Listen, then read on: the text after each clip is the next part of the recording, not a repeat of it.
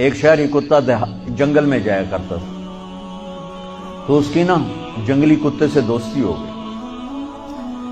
تو جنگلی کتا تھوڑا ماڑکا جو ہڈیاں نکلی ہوئی ہیں، شہری کتا موٹا تازہ۔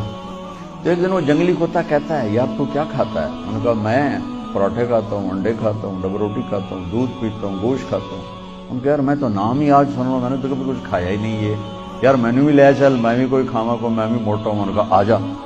تو وہ اس کو لے کے چلا، تو جب جنگل سے نکلے تو روشنی میں جنگلی کتے کی نظر پڑی گلے میں پٹا۔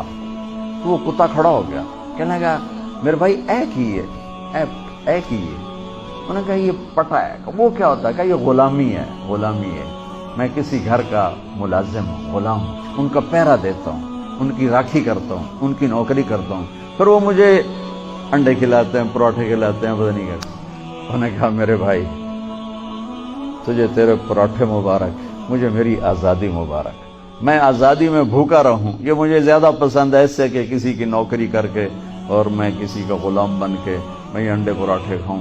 پوری امت مسلمہ اس وقت وہ شہری کتے کی مثال ہے۔ تو میرے عزیزو، سچائی پر آؤ، دیانتداری پر آؤ، انصاف پر آؤ، محبت پر آؤ، درگزر پر آؤ،